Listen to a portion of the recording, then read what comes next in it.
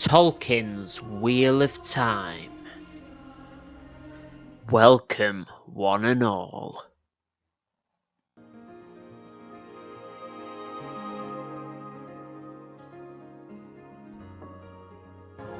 I'm God. So we have Iluvatar. He's chilling in the endless void of space, and probably out of boredom, he decides to create some godly chums. The greater of these godly chums are called the Ainur, and the lesser ones are called the Maiar. Iluvatar goes on to teach the Ainur song and music, clearly with the intent of creating a great work, an orchestral masterpiece within the emptiness of the cosmic void. Hair been cut, still me. Okay, now, I could make many videos, and in fact will probably make many videos, on this one aspect of the Tolkien mythos, because this is what I find really interesting about Tolkien's work. It's so realistic to genuine mythology. I mean, we have an all-powerful god who creates many other gods of greater and lesser strength, but all a part of a plan. So they are the children of Iluvatar and will always be in some way subservient to him. Now, what is true is that depending on the power of these gods, they have more free will the more powerful that they are, and more ability to change things according to their liking. So this means that Melkor, who, let's face it, we already know is going to be causing some trouble later, he's the most powerful of all the Ainur, so he has the most the greatest ability to use free will and to shape things to his liking, which we will see happening in the future. Now, this is really interesting because it's a combination of monotheism and polytheism. I'm going to be making some videos on this. What's really interesting is Tolkien, through his studies, he was a Christian, so there's definitely a Christian element to his work. The idea of this one god that is greater than all the other gods, who made all the other gods. He's basically, you know, the man. So it's a monotheistic culture in that respect. However, it's also a polytheistic culture because he was very interested in Viking mythology and Greek mythology, which we can see coming into play here. So we've got a very interesting mix of monotheism and polytheism, which this makes the creation story so interesting. And I could go on all day about this, but that will come with other videos.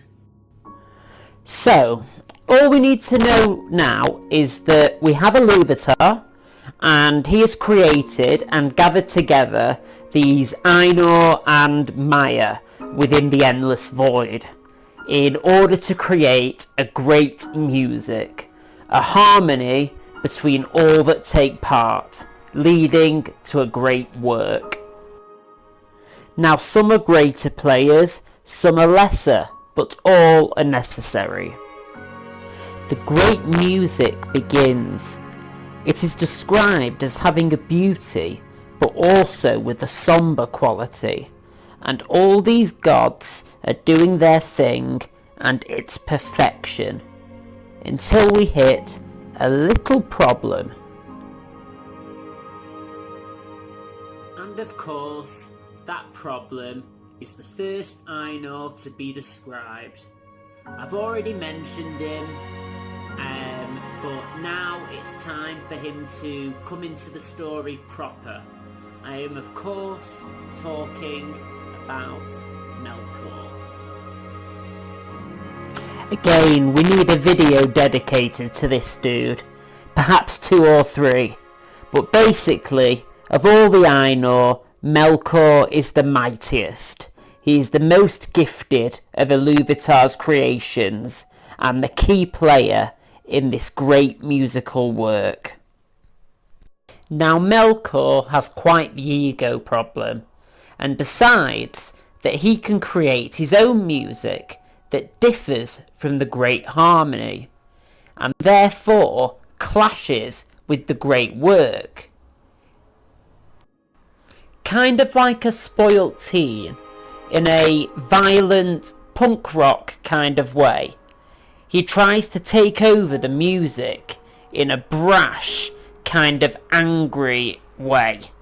And I suppose, because he's a bit of a rebel and a bit, say, anti-establishment and sexy and, chicks dig that and, other people dig that. So a fair portion of the Maya, which remember are the lesser gods, not even gods really, they're kind of spirits, but I wouldn't call them gods. The Ainur are gods, the Maya are spirits, but anyway, a lot of the Maya begin to blend in with his music instead of the rest of the Ainur.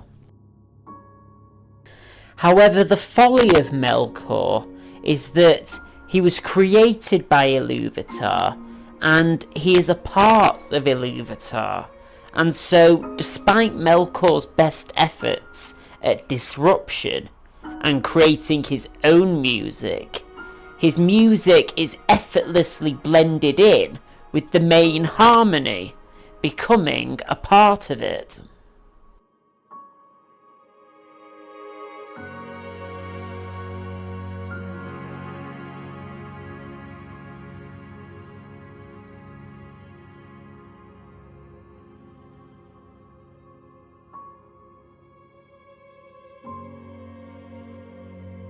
Hoping that Melkor has learned his lesson, a second theme is begun. But again, Melkor tries with all his might to disrupt the harmony. And again, the music simply becomes part of the whole harmony itself. No matter what Melkor tries, no matter what music he invents, it all fits together with the plans of Iluvatar and the plans of the orchestra as a whole. Finally, a third theme is begun.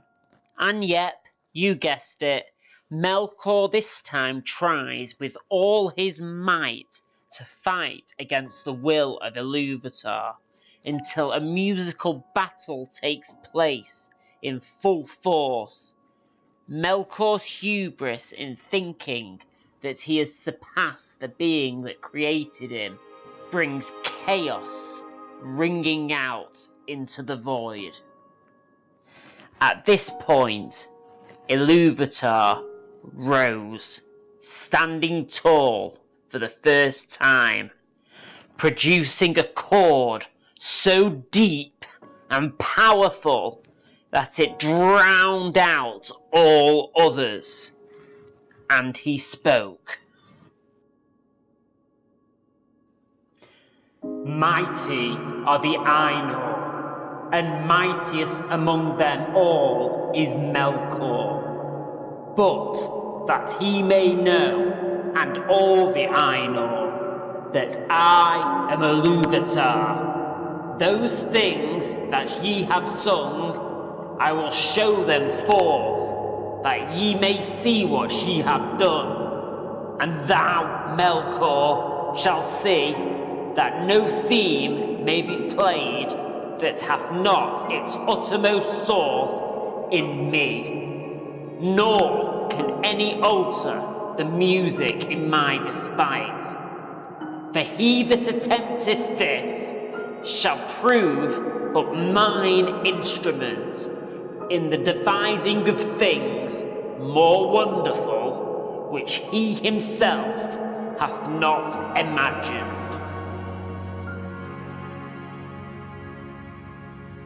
So Melkor's given a right old telling off in front of all his mates, in front of all the Ainur and all the Maya, and a secret anger starts to grow within him. So basically, all the gods, having at this point only existed in an endless void, are now given a vision of a world, a physical world. This world being the three great musics made manifest. Now again, there is much to explore in this creation story on crack, but being so pushed for time currently, we'd better start bringing in more important matters. But I just want to emphasise the point that there's three great musics and three great ages that we're told about, so, you know, maybe there's something in that. Who knows? Just an idea. But, got to get on to something far more interesting, and that is the children of Iluvatar. Hang on a minute. I thought Iluvatar already came. I thought he already had children. Are we going so fast that we've already reached the second coming? This is getting rather confusing, so let me clear up the sticky mess of innuendos. The Ainur and the Maya are an extension of Iluvatar, giving them their godly powers. They have free will to an extent, some more than others, but only as a player had free will within the great music as it was played. They always fall within the great orchestra in the end. They have their story already written, if you like. These children of Iluvatar, however, are actual children to be born not of Iluvatar, but of the material world once it's in existence, with the ability of true free will within that material world. Existing within the vision at the moment, because remember, there's no world yet, it's just a vision at the moment. But even so, they are looked upon with great interest by the Ainur and the Maya, and they are given names. They are called the Eldar and the Edain. We're now talking about elves and men. Now, just quickly, there are a few more things that happen during this vision. Melkor naturally feels like he should have dominion over these children, but he keeps that private for the time being. And the next greatest character of the Ainur that we are introduced to is a character called Ulmo, and it is Ulmo whose great passion within the vision within the vision of the world, his great passion is that of water. Now, Ulmo says that water is fairer than my heart could ever imagine, etc. And basically, you know, sort of has a bit of a hard-on for water. But what he also does is talk of his love of Manwë. Now, Manwë is the third of the Ainur to be given name, and Manwë, who is actually the brother of Melkor and the second greatest in power, Ulmo probably being the third, but Manwë is definitely the second greatest. His greatest passion within the world is that of the winds. So bar Melkor, he's the greatest, and he is definitely the wisest of all the Ainur.